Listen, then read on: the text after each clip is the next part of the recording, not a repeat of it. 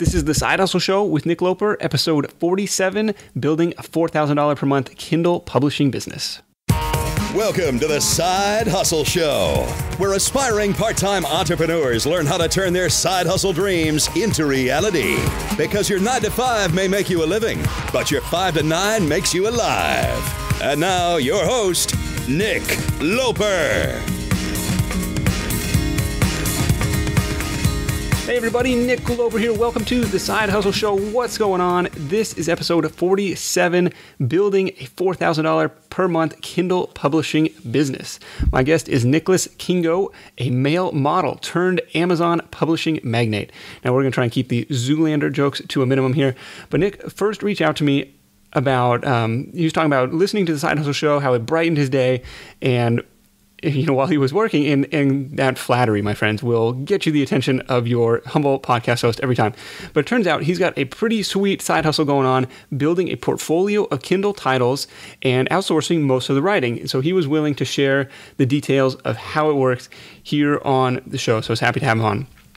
Links and show notes and a pic of Nicholas, who is very pretty in a Northern European kind of way, if you're into that sort of thing. I'm comfortable admitting that at sidehustlenation.com/episode 47. Before we get into a couple quick shouts for new 5-star iTunes reviews, one coming in from Flaypo says, love the side hustle. What you do from 5 to 9 will make you alive. Start doing something you enjoy on the side, and it makes a huge difference in your psyche and your life. I love it. Thank you so much for that. Second one is from Snoopy Snoop Poop Dog, who I think just uses that username to see if I would read it on the air. Says informative and inspirational. This is a great podcast. Listen to it on the way home from the daily grind, dreaming of my way out of the rat race. Thank you for that, guys. I love it. Keep them coming. And with that, let's get Nicholas on the line.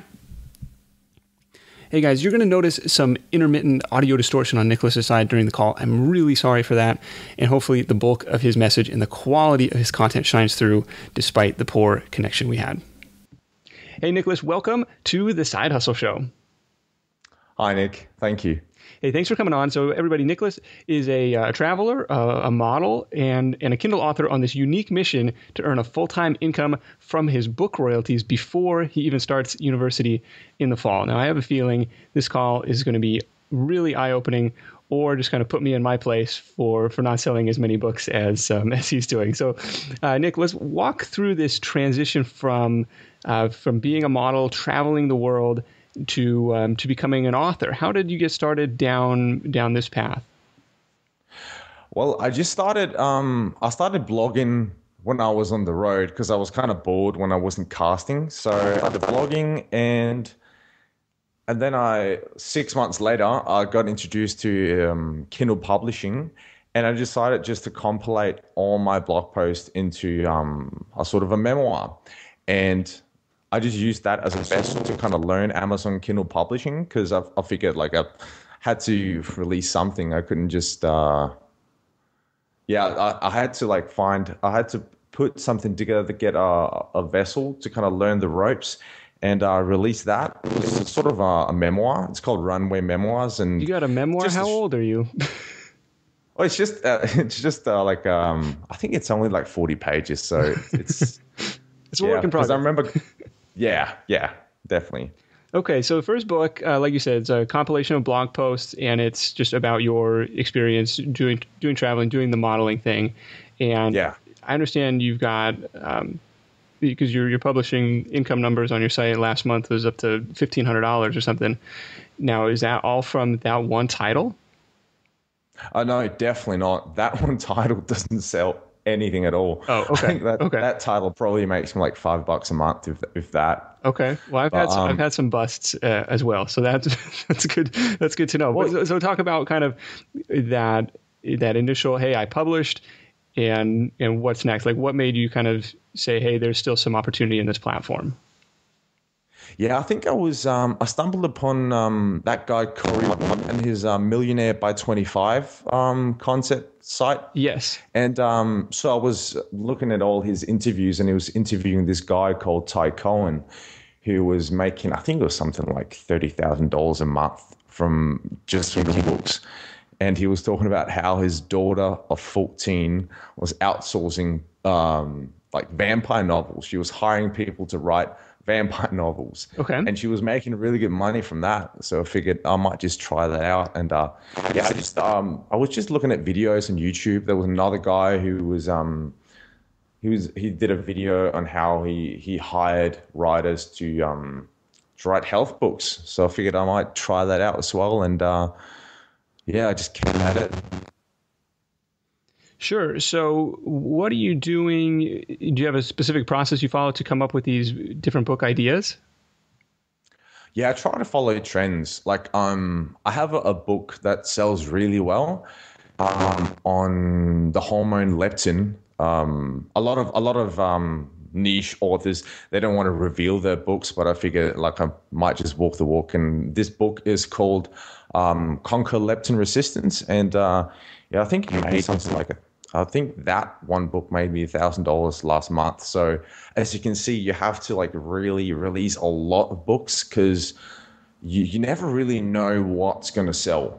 Because like I have released that book following a certain set of metrics, and then released other books following the exact same metrics, and they don't sell at all. So it's very important to just keep at it, and just because at one point you'll hit that book, or many books hopefully, that will sell like gangbusters, so it's just about keeping at it.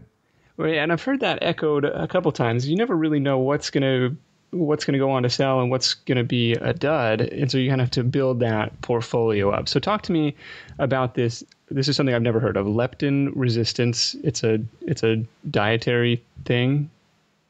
Yeah, it's like a hunger regulating hormone. So I was just like, I've always been interested in health and such. So okay, I figured I'd write a book. Like to start with, I went on the Kindle store and saw like, was there any other books on this topic? And there was 2 other books that were named something with leptin as well, and they were written by doctors. And I actually now outrank those 2 books written by legit doctors. Okay. And I just hired a medical student from Pakistan to write my book. But fascinating. Yeah. Tell me about the process of outsourcing the writing, because I did an experiment in the fall trying to get a book to market quickly and say, hey, I could do this a lot faster if I hire somebody to do the actual writing for me. Put the bid up on Elance and, hey, I need you to be a native speaker. This is what I'm looking for. And I kind of made some mistakes that I normally wouldn't make in hiring this person. And the work came back and it was technically fine. It was acceptable, but it wasn't like, it didn't have my voice. It didn't have it was just like, they met the requirements. They checked the boxes, but it wasn't good. Like I wouldn't be comfortable putting my name on it, Yeah, it feels a bit robotic sometimes, but the thing is, you got to be willing to rewrite a lot of the stuff. Like you gotta like to write, because I rewrite most of the stuff I get back, because many of them are not native speakers. You will have a lot of freelancers that will have. I had one couple of months ago who wrote 2 books for me, and she had an American sounding name, and she had a picture of a white woman in her late 20s. And when I got the work, it was just so obvious that this was not from America, Yeah. So I ended up rewriting most of the stuff anyway, but it's like, I'm pretty fast with it. So I wasn't too worried about it. I just gave him a shoddy review. Like I just told them that I'm not sure this person is actually American, and put that review up because, it's just not right that it should be illegal. Like you can't put up it's like somebody else's picture and then claim to be another person, Yeah, that's good. I'm glad you left the feedback, because I think there's a lot of kind of grade inflation that goes on these platforms for fear of retribution, right? Like because they have an opportunity to rate you as well, and it's like, well, I don't want somebody to say bad things about me, so I'll just I won't say anything at all. And then as that over the course of time, all the people with negatives just say nothing, and all the people that loved it say good things. And so of course everyone has a 5-star rating, even if they are not delivering consistent 5-star work. So with your sorry, go ahead. Sorry. Yeah, I'm not sure how that works with when you're hiring on Elance, because I don't Like I've hired, I think about 10 writers, and I don't think they've ever left a review ever. Okay.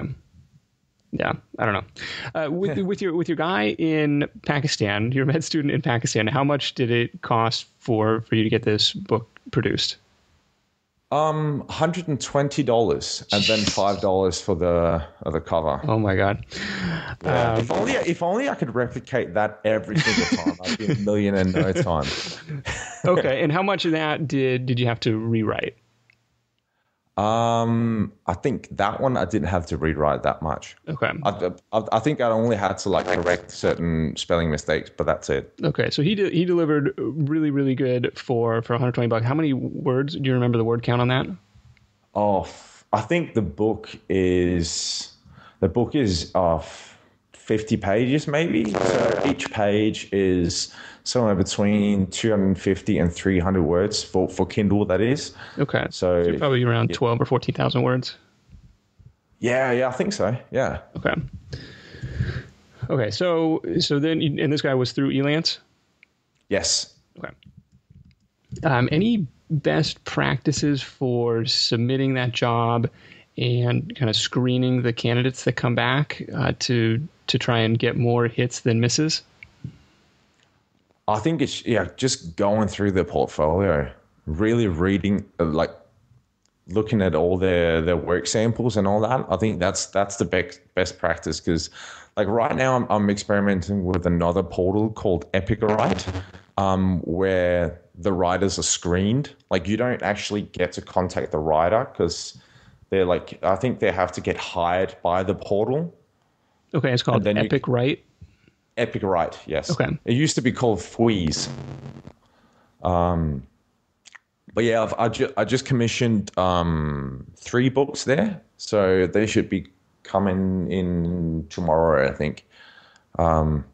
So yeah, I don't know. I don't know how good it is yet, but there's 3 different like there's a basic package and a premium package and like a gold package or whatever, and you pay for how good they rate their own writers. So I experimented with the most expensive one and the second most expensive one. So I'm interested to see what comes out of that.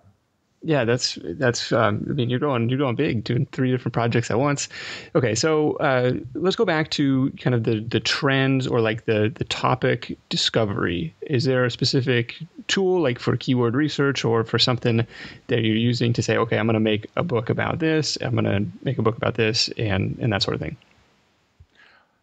Yes. Well, some people like to use say Google Trends or just like whatever they feel that like they've noticed people talk about. Okay. That's a big thing. But yeah, I just like just kind of peruse the Kindle store and just, how there's always like people who bought this, bought that and all that. So I just like to kind of get lost in there and just like, for example, I'll go and press the health and fitness niche, and then it branches out and there's all these under niches and you press those, and that's how I like to just get ideas.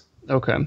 One trick that somebody shared with me that I thought was really, really fascinating was in their book, they're recommending some, for additional reading, they're recommending like these books by these big name authors and stuff, nonfiction.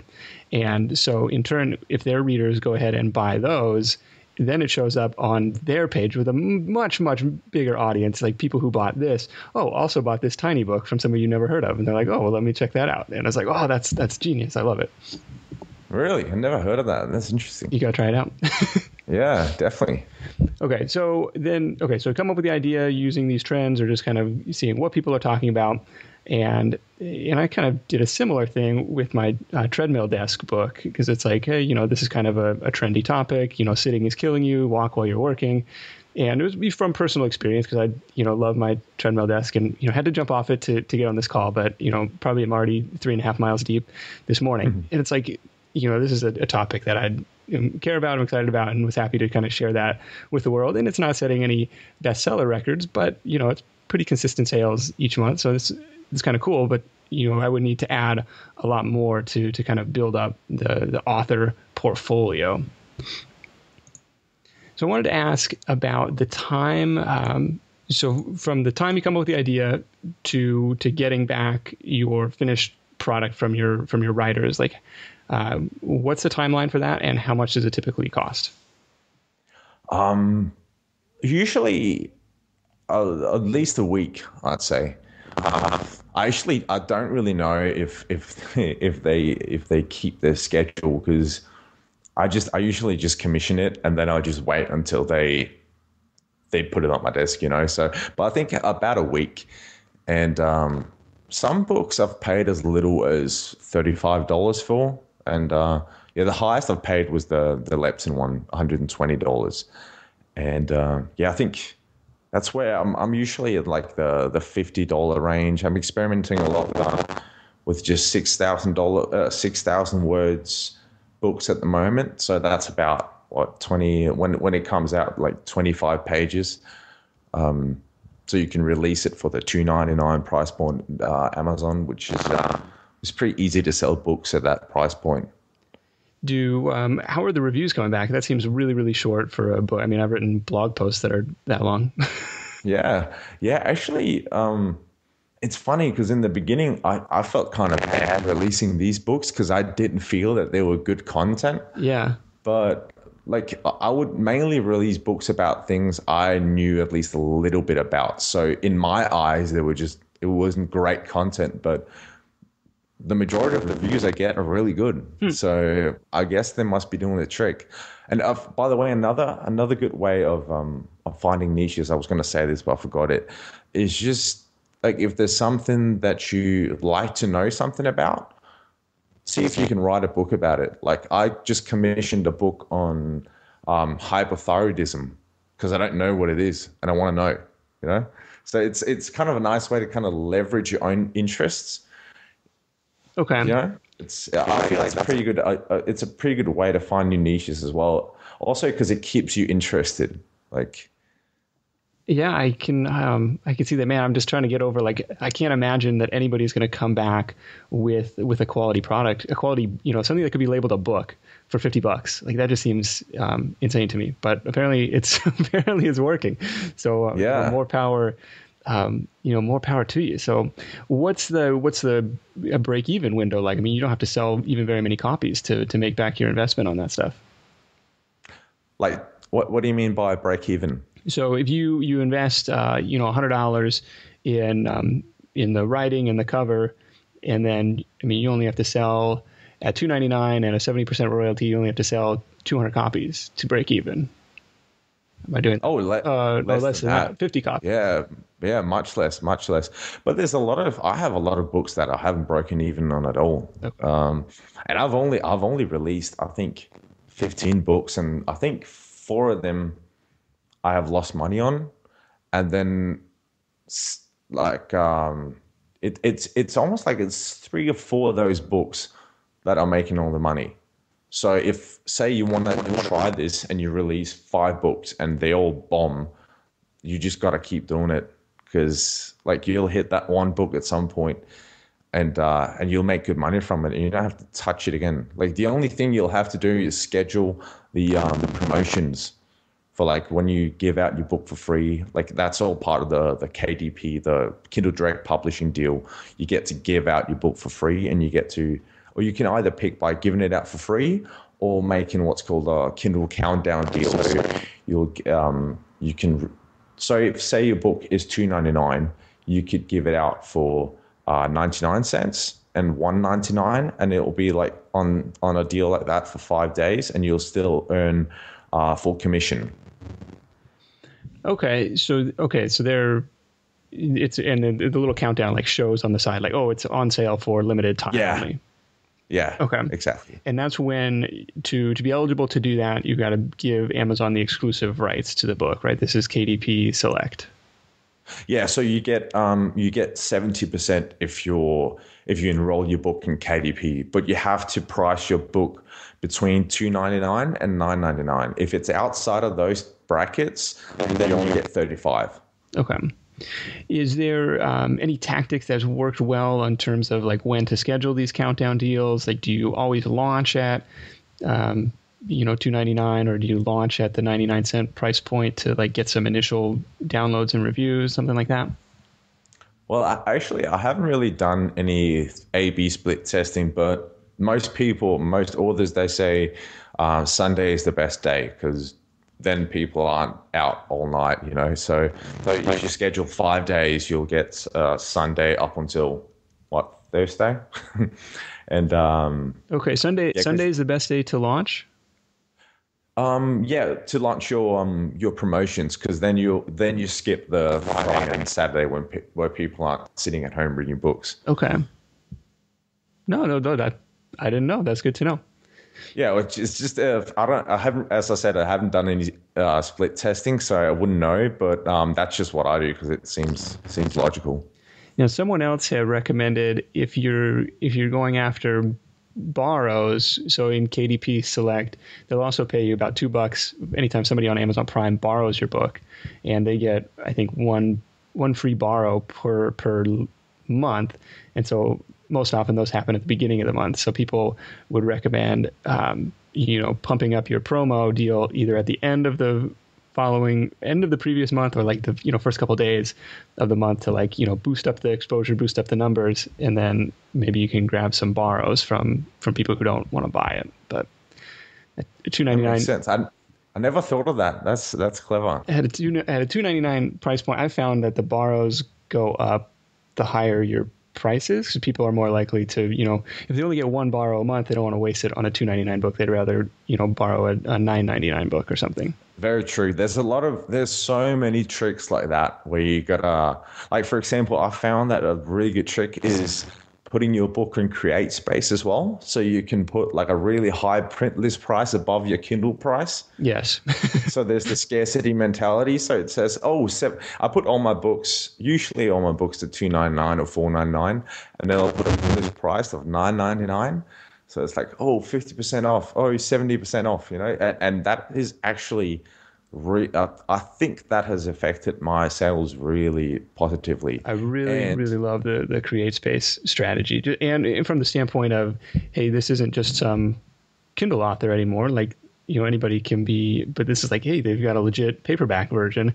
Definitely. What's even better is, the only reason why I created a CreateSpace account was to get that $9.99 above my Kindle price, just to get that 70% off. Exactly. It makes it look like a much better deal in comparison.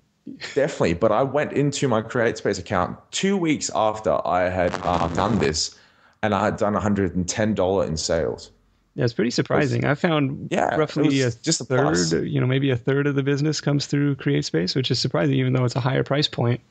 Definitely. But people, still like the tangible copies. So if you're a Kindle author and you're neglecting to do the paperback version, CreateSpace makes it super easy. It's print on demand. You never have to touch the product. You owe it to yourself to check out the platform. So you made the public goal of reaching $4,260 in monthly passive income before starting university. So how long do you have before that, and what specifically are you doing to make that happen? Actually, I just wrote a post on it today because Amazon updates your weekly sales every Sunday. So I've decided that I'm going to do an update every Sunday or Monday.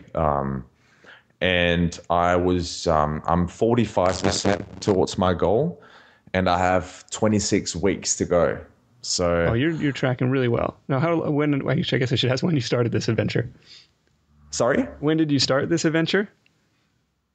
On publishing? Like as in when did I decide that I wanted to reach that goal? Yeah, when did you get started on Kindle?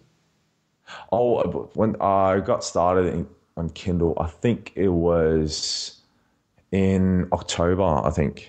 Okay. So I didn't start making any money on it until late November. Okay. Well, we're chatting here. It's so this will go live in a few weeks. We're chatting at the end of February 2014. So we're not we're 4 or 5 months into your author, your career as an author, and you're already up to $1,500 a month, which is amazing. That's outstanding. I think most people most authors will, never touch that amount. So that's really, really good. And then you could way quicker. You could do it way quicker, because I wasn't putting that much time into it.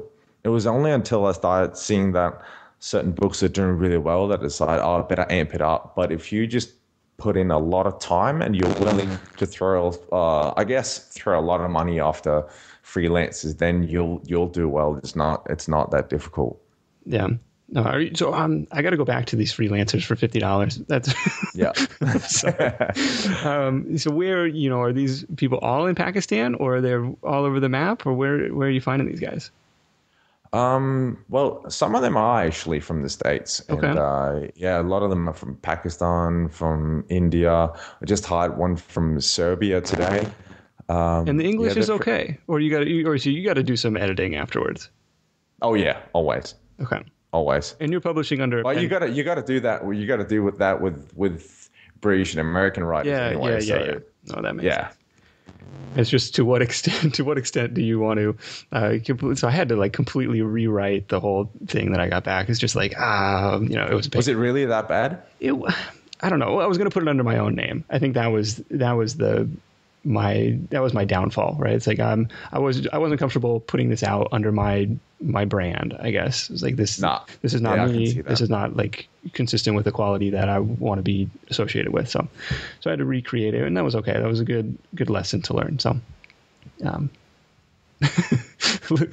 and learn, an expensive lesson. Definitely. So okay. Let's talk about. So you've got a Skillshare course going on that's teaching people about how you're getting this done. Yeah, I do. I just updated it a couple of days ago, actually. Okay, we'll link to that in the show notes, and is it covering basically the same stuff that we talked about plus a little more detail? Yeah, I've got videos showing exactly what I do, and I actually put up a landing page on my website. So it's going to be nicholaskingo.com/SHN, Side Hustle Nation. Yeah. Okay. to start with, put in SNH. So I had to go and correct it. But it's just like a landing page, a welcome note. And I'm going to put together the coupon code so people can, I figure just give it to them for free. Oh, wow. Thank you. That's awesome. No worries. I feel with digital products, it's you're not really losing anything. So in the beginning, I had this very scarcity mindset with it, and I'd put out the course for $25.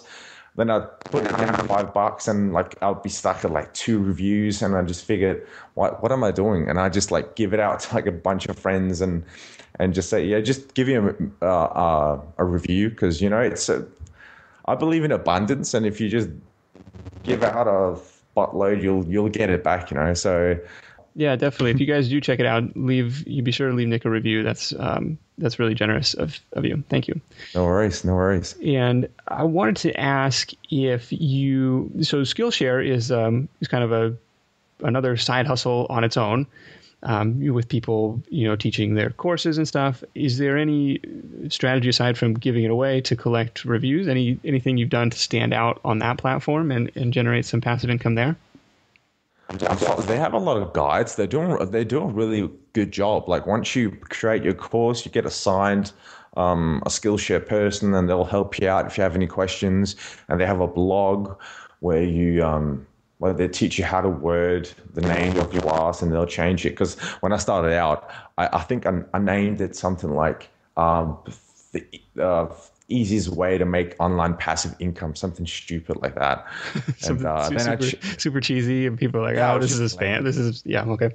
Yeah, and I actually made a really fancy video. I got a friend who's really into video editing, and he made it with me. And in the video, I actually say, so sign up for my Skillshare class where I'll teach you the easiest way to make online passive income. But you just I've changed the text, but I can't really change the video, so just stuck with it. Okay. I love the quote of "I believe in abundance," just because that's something that resonates with me from the mindset of instead of all fighting over this tiny piece of the pie, what can we do to make the pie bigger and help everybody else out? And that's one of the reasons behind this podcast and behind this site is there's other methods out there to earn a living, and that's kind of what we believe in sharing. So thank you for bringing that up. I guess we're kind of moving toward the end. If you had to start over, is there anything you would do differently with regards to the Kindle business? I would have invested more time and more money into it. Definitely. Yeah, it sounds like if you've got a system here that's scalable and replicable, and you might as well. It's like if you can spend $1 to make two, you might as well keep spending those dollars. Oh, for sure, because it's the first time you make your first online dollar, it feels great. It's such a, it's like nothing else when you go to sleep and I actually, in the beginning, I would wake up at night and I would go log into my account and I'd see, I just made like $3 while sleeping or something like that. Hey, every little bit counts. I love it. All this, yeah, definitely. But it's so addicting. But it's so much fun. It's so much fun. So Nick, thanks so much for reaching out. Everybody, it's Nicholas Kingo, NickLaSkingo.com/SHN, special landing page for Side Hustle listeners. And we'll wrap up, Nick, with your number one tip for Side Hustle Nation.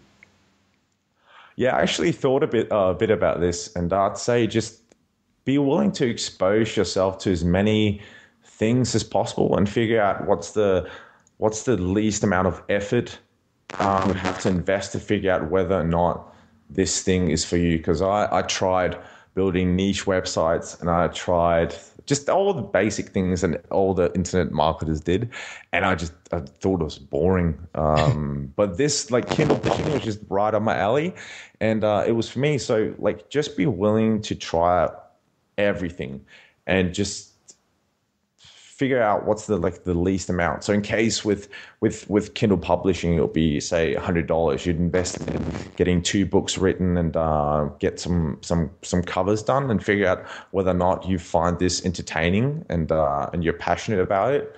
Because you can lose a lot of time and a lot of money if you just stick at it and you're not and you don't enjoy it. There's got to be the spark. It has to be there. I agree 100%. I just, this is something I've talked about on a lot of different shows, kind of this experimenter's mindset, like being willing to try something out. Like if it doesn't work, it doesn't work, but it's not, and we kind of compare it to the scientist in the laboratory. Like his experiment never really fails. It's like, well, it either proves or disproves his hypothesis. And so, back to the drawing board if it didn't work out the way you expected. Definitely. Anyways, thanks so much for coming on. And thank you, Nick. Thank you. And we'll talk to you soon. Definitely. Take care, Nick. Bye. Cheers. Thank you for listening and sticking around to the end and bearing with those distracting distortions. Try to get it cleaned up, but that's beyond my audio editing skill repertoire. So sorry about that. You may have heard a hint of skepticism from me about this low-priced outsourcing book publishing strategy, but hey, who am I to knock it if it works? It's low risk. It's relatively easy to get started. If you go down that path, or if you've already gone down that path, leave me a comment. Let me know how it's going over in the show notes at sidehustlenation.com/episode 47. Very curious to hear if other people are making this work and making a side hustle out of it. So I've got still got one World Domination Summit ticket to sell. If anyone wants to hit up that awesome conference that's going on in Portland this summer, let me know. Nick@sidehustlenation.com is the email.